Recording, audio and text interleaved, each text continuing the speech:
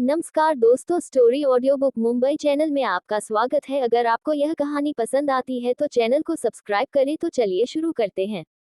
हालांकि यह सब कुछ देखकर अनाया काफी डर चुकी थी, लेकिन वह फिर भी उस कंप्यूटर के कहे अनुसार पास रखी हुई एक अजीब सी मशीन में अपना हाथ रख देती है। जैसे ही अनाया अपना हाथ उस मशीन में रखती है, वह मशीन उसका हाथ पकड़ लेती है। थोड़ी देर तो अनाया डर जाती है, लेकिन कुछ वक्त के बाद उसे ऐसा लगता है जैसे उसके हाथ पर कुछ हो रहा है।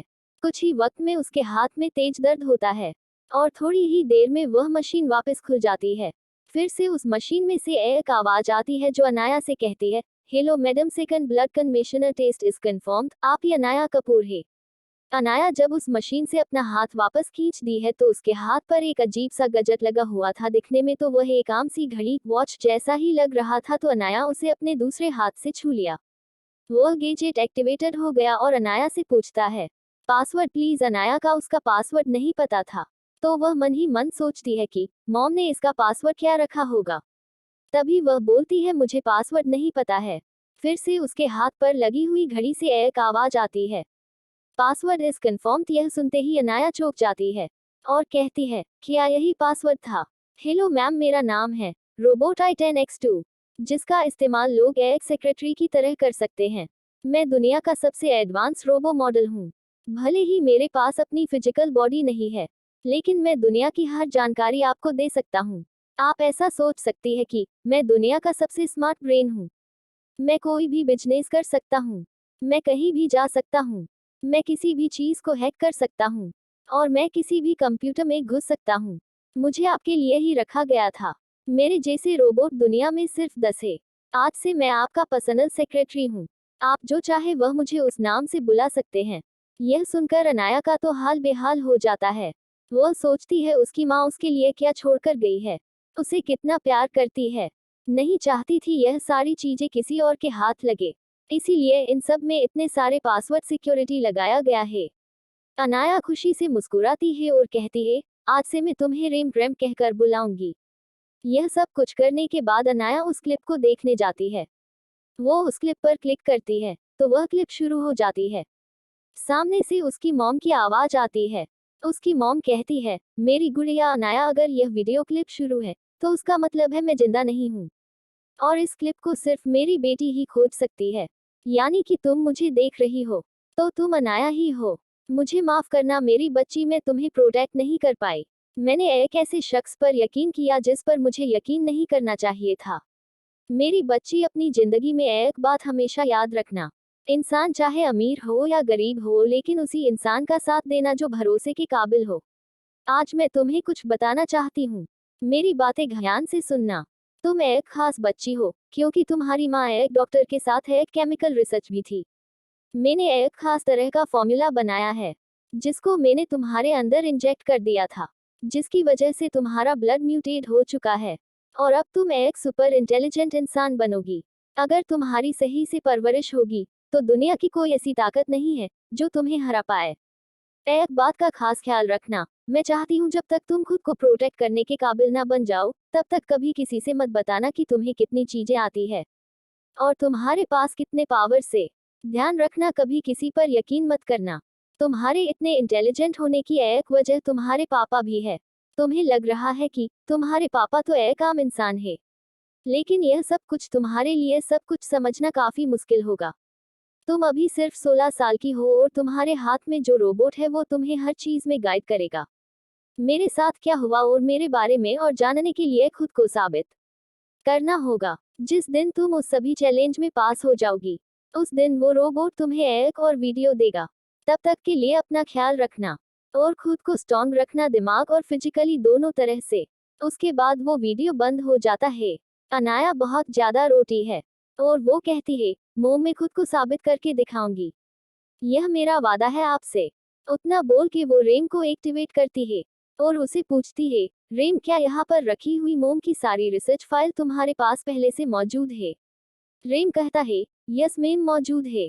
मेम ने पहले से ही मुझ में सारे डेटा रिस्टोर कर दिया था, क्योंकि उनको डर था कि कहीं उसके दुश्मन इस जगह को बार बार ना कर दे। अनाया फिर रेम से पूछती है, क्या तुम्हारे पास मोम का दूसरा वीडियो रखा हुआ है? रेम कहता है, नहीं मैम, मेरे पास ऐसी कोई वीडियो फाइल नहीं पड़ी है, लेकिन हाँ मेरे पास एक कट कोडेड फाइल पड़ी है, जो एक खास तरह है वेब सिक्योरिटी से प्रोटेक्ट है। यह सुनते ही अनाया कहती है, क्या तुम उसे हैक कर सकते हो? रेम कहता है, नहीं मैम, उस फाइल को कोई भी हैक नहीं कर सकता, जब तक वो ऑटोमेटिकली ओपन ना हो जाए। और इस फाइल को आपके नाम से कोडेड किया है, और आपके लिए कुछ खास टारगेट रखे हुए हैं। जब तक आप उसे अचीव नहीं कर पाएंगे तब तक यह फाइल नहीं खुलेंगे। टिया मन ही मन मुस्कुराती है और सोचती है उसकी मोम उसे कितने अच्छे से पहचानती थी। वैसे अनाया यह भी जानती थी कि उसकी मॉम बस उसे प्रोटेक्ट करना चाहती है, क्योंकि वो नहीं चाहती थी कि उसकी बेटी बिना तैयारी के लोगों की नजरों में आ जाए और मारी जाए। फिर अनाया वहां से चली जाती है, और वह सब कुछ वापस ऐसा ही कर देती है जैसा पहले था। टिया वहां से तुरंत वापस हॉस्पिटल आ जाती है। वो उसी कमरे में सबसे छुपते हुए जाती है, और वापस हॉस्पिटल के कपड़े पहनकर खिड़की से अपने कमरे में आ जाती है, और कमरे के दरवाजे की लॉक खोल के वापस बिस्तर पर सो जाती है। सुबह उन अनाया को चेक करने को उसकी सौतेली बहन और धोखेबाज पति विशाल आते हैं, और उसके साथ डॉक्टर भी आते हैं। डॉक्टर अनाया का चेकअप करते हैं, और फिर उसे कुछ दवाएं निकाल कर देते हैं। अनाया उस दवाई की स्मेल से ही पहचान जाती है कि यह दवाई नहीं है। यह दवाई उसे ठीक नहीं बल्कि और ज्यादा बीमार कर देगी। और पिछले जन्म में ऐसा हुआ भी था कि इस एक्सीडेंट के बाद वह बहुत ज्यादा बीमार रहने लगी थी।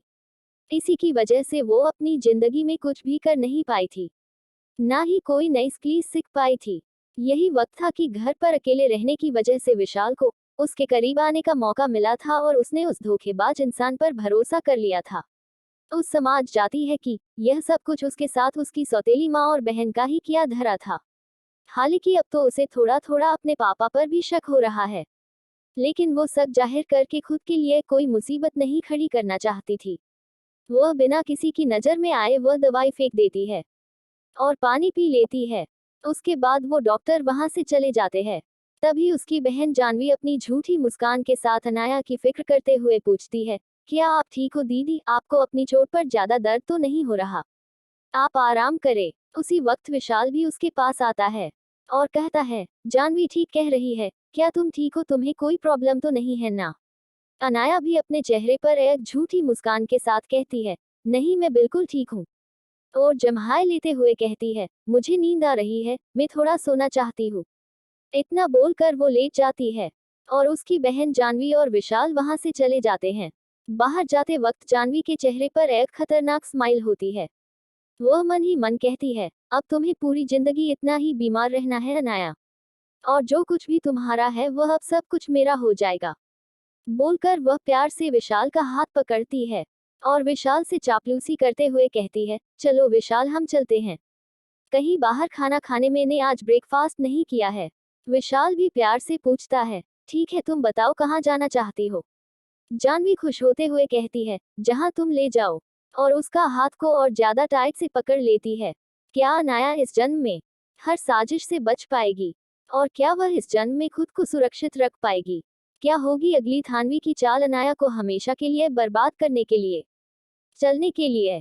अगर आप अगला एपिसोड चाहते हैं तो लाइक करें, कमेंट करें और चैनल को सब्सक्राइब करें।